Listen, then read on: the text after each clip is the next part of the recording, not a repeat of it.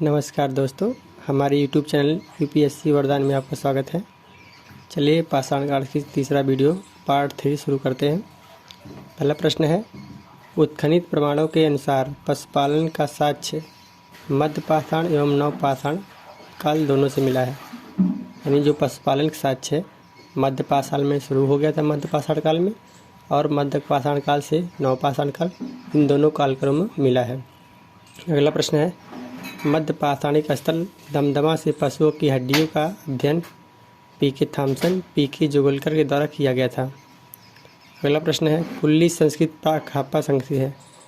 कुल्ली संस्कृति प्राक हड़प्पा संस्कृत है। प्राक हड़प्पा संस्कृत का मतलब जो हड़प्पा के पहले की संस्कृतियां हैं, और जो परिवर्ती हड़प्पा का मतलब जो हड़प्पा के बाद की संस्कृतियां हैं। अगला प्रश्न, कालक्रम के अनुसार व्यवस्थित है, क्या क्या है? पहले पाषाण युग आ गया, फिर मध्य पाषाण युग, फिर नवपाषाण युग, फिर ताम्रपाषाण युग। यानी पूरा पाषाण, मध्य पाषाण, नवपाषाण और ताम्रपाषाण, ये पाषाण काल के भाग हैं। तो पाषाण काल में पूरा पाषाण, मध्य पाषाण, नवपाषाण तीनों जाते हैं, और एक ताम्रपाषाण अलग होता है जो पाषाण काल का ही भाग है। अगला प्रश्न है, सेनुआर। सेनुआर नवपाषाणिक स्थल है जो मध्य गंगा घाटी में स्थित है। सेनुआर पूछा गया प्रश्न है TGT 2021 का। अगला प्रश्न है, कालक्रम के अनुसार व्यवस्थित है, पूर्व पाषाण काल, नवपाषाण काल, कांस्य युग और लौह युग। तो पूर्व पाषाण काल तो पाषाण काल का भाग है, नवपाषाण काल ये भी पाषाण काल का भाग है। इसके बाद ताम्रपाषाण काल, यानी जब तांबा और तांबे का प्रयोग और पत्थरों का प्रयोग हो गया था तब ताम्रपाषाण काल आ गया था। और इसके बाद है लौह युग, यानी जब वैदिक सभ्यता शुरू हो गई थी तो लोहे का प्रयोग मिलने लगा था, और वैदिक सभ्यता में ही लोहे के प्रयोग के आधार पर ही वैदिक काल को हम दो भागों में बांटते हैं, एक ऋग वैदिक काल, एक उत्तर वैदिक काल।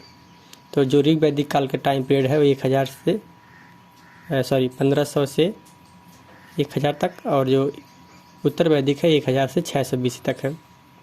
तो अगला प्रश्न देखते हैं, परिष्कृत औजारों का युग उच्च पूरा पाषाण युग माना जाता है। यानी परिष्कृत मतलब जो औजार धारदार हो गए, ब्लेड विभिन्न प्रकार के हो गए, तो ये क्या है?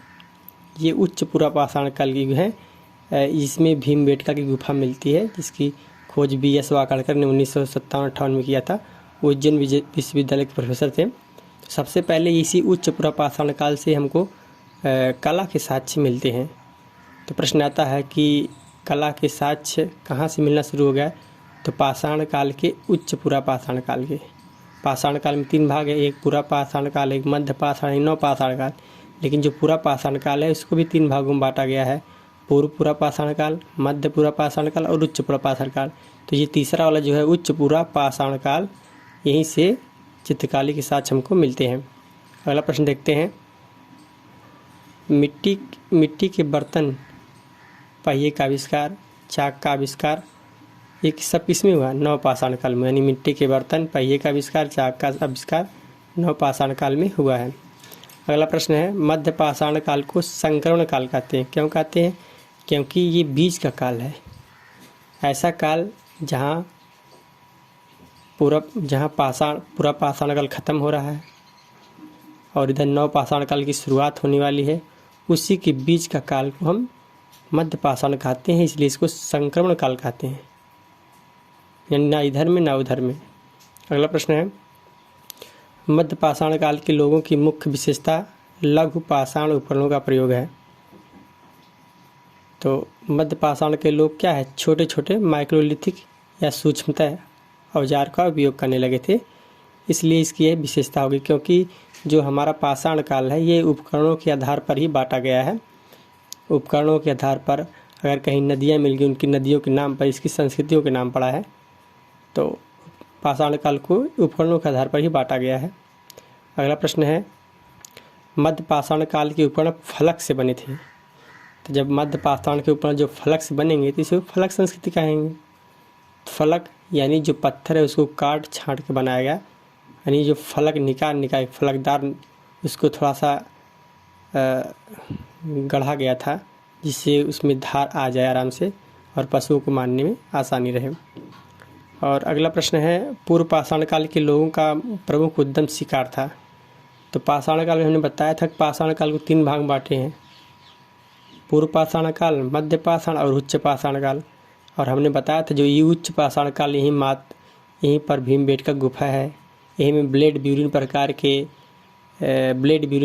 के उपकरण पाए गए हैं।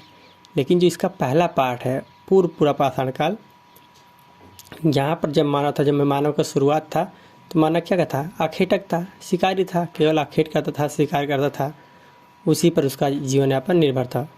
अगला प्रश्न है पूर्व पाषाण कालीन मानव का मुख्य धंधा या शिकार। फिर देखिए प्रश्न को घुमा दिया, अब धंधा पूछ रहा है, यानी अब उसका कार्य क्या था, बस पेट भरना था, तो पेट भरने के लिए क्या करना पड़ेगा, शिकार करना पड़ेगा, आखेट करना पड़ेगा। ठीक है। अगला प्रश्न, प्राचीन भारत में कृषि के प्राचीनतम उल्लेख मेहरगढ़ से मिलता है। तो ये मेहरगढ़ स्थल है, यह पाकिस्तान के बलूचिस्तान में स्थित है। यहाँ से प्राचीनतम कृषि साक्ष्य मिला है। और यहीं से देखिए ये जो मेहरगढ़ स्थल है ना, ये क्या है, ये मेहरगढ़ स्थल जैसे पूरा पाषाण काल का स्थल तो हो ही गया, ताम्र पाषाण काल का भी स्थल है और ये हड़प्पा काल का भी स्थल है।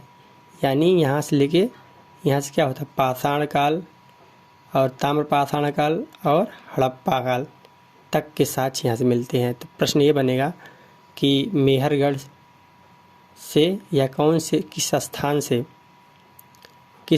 से पाषाण काल से लेके हड़प्पा काल तक के विशेषताएं पाई जाती हैं। बस तो क्या हो जाएगा, उत्तर मेहरगढ़ हो जाएगा। अब लिखा है कि चावल का प्राचीनतम प्रमाण उत्तर प्रदेश में पाया गया था। सही बात है, सबसे पहले चावल के जो साक्ष्य खोजे गए थे वे कोल्डिहवा उत्तर प्रदेश जो प्रयागराज में है, यहाँ से खोजा गया था। इसके बाद अगला प्रश्न है कायथा संस्कृत के अवशेष किस राज्य में पाए गए हैं। तो कायथा संस्कृत जो है ये देखिए ताम्र पाषाणी संस्कृत सबसे पहले जान लीजिए, और ताम्र पाषाणी संस्कृत 4 हैं, एक आहार संस्कृति है, फिर कायथा संस्कृत है, मालवा संस्कृत है और जोरवे संस्कृत है। तो आपकी जो आहार संस्कृत है ये बनास और उसकी सहायक नदियों पर टिकी हुई है, इसलिए इसे बनास संस्कृति भी कहते हैं। तो ये राजस्थान में स्पेशल रूप से कुछ क्षेत्र गुजरात में पाया जाता है। और जो इसके बाद आती है मालवा संस्कृति, मध्य प्रदेश में पाई जाती है। आहार हो गई, मालवा हो गई, और जो जोरवे संस्कृत है ये महाराष्ट्र की तरफ पाई जाती है, मतलब मुख्यतः। तो ये यहाँ पर सबसे बड़ा स्थल इनाम गांव है। ठीक है, तो ये 4 प्रकार की ताम्र पाषाणी संस्कृतियाँ हैं और ज़्यादा डिटेल हो जाएगा। देखते हैं क्या प्रश्न था। तो ये मध्य प्रदेश में कायथा संस्कृत का अवशेष मिले हैं।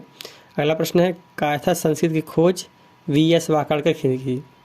ये देखिए यही V.S. वाकाड़कर हैं जिन्होंने भीमबेटका की खोज 1957-58 में मध्य प्रदेश में कर रहे हैं, और वही यहाँ पर क्या कर रहे हैं, कायथा संस्कृत की भी खोज कर रहे हैं 1964 में। ठीक है। अगला प्रश्न देखते हैं कायथा पुरस्थल किस नदी पर है। तो ये छोटी काली सिंध नदी पर स्थित है। ये भी पूछा गया प्रश्न है, TGT 2021 का प्रश्न है। और हथनौरा से A.K. सोनकिया ने पूर्व पाषाणिक मानव की जीवाश्म खोज की। हाँ देखिए सबसे प्राचीन जो भारत में अगर सबसे प्राचीन मानव की खोज कहाँ से हुई थी, हथनौरा से। और इसकी खोज किसने किया था, A.K. सोनकिया ने। तो ये पूर्व पाषाणकालीन मानव की खोपड़ी साक्ष्य मिले थे वहाँ से।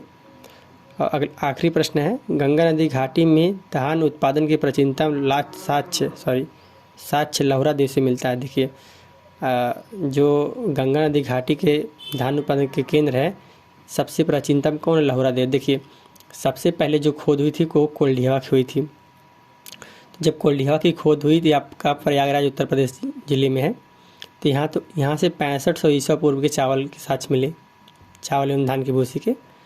तो जब मिला तो हम सबको लगा भाई यही पुराना है, क्योंकि अभी तक खोज हुई नहीं है। इसके बाद तब मेहरगढ़ में खोज हुई, क्या पता चला वहाँ पर 7000 ईसा पूर्व के चावल के साक्ष्य मिल गए। अब तो प्रश्न का उत्तर बदल गया, चलिए अब मेहरगढ़ सबसे प्राचीनतम हो गया। लेकिन अभी हाल ही में संत कबीरनगर उत्तर प्रदेश जिला में पड़ता है, यहाँ पर खोज हुई लहुरा देव की। तो वहाँ पर 9000 से लेके 8000 के बीच के 9000 से 8000 के बीच BC के चावल के प्राचीनतम साक्ष्य मिले हैं। तो सबसे पुराना कौन होगा, ये है। इसको एक ट्रिक से आप याद कर सकते हैं, जैसे कोमल, को मतलब कोल्डी हवा, माँ मतलब मेहरगढ़, अल्लाह मतलब लहुरा देव। यानी ऊपर से नीचे के क्रम में आएंगे तो ये प्राचीनतम होता चला जाएगा। जैसे एग्जाम में प्रश्न आएंगे उस हिसाब से आप इसका उत्तर दे लेंगे। जैसे अगर पूछा कि सबसे प्राचीनतम कृषि साक्ष्य कहाँ से मिले हैं, अगर कोल्डिया ऑप्शन में है तो कोल्डिया मारेंगे। कोल्डिया और मेहरगढ़ दोनों है तब तो सबसे प्राचीनतम मेहरगढ़ हो जाए तो मेहरगढ़ मानना पड़ेगा। लेकिन कोल्डिया, मेहरगढ़ और लहुरा देव तीनों दिया है तो हमको लहुरा देव उत्तर देना पड़ जाएगा। तो दोस्तों आप समझ गए होंगे। तो ठीक है, मिलते हैं नेक्स्ट वीडियो में। तब तक के लिए नमस्कार, धन्यवाद, जय हिंद, जय भारत।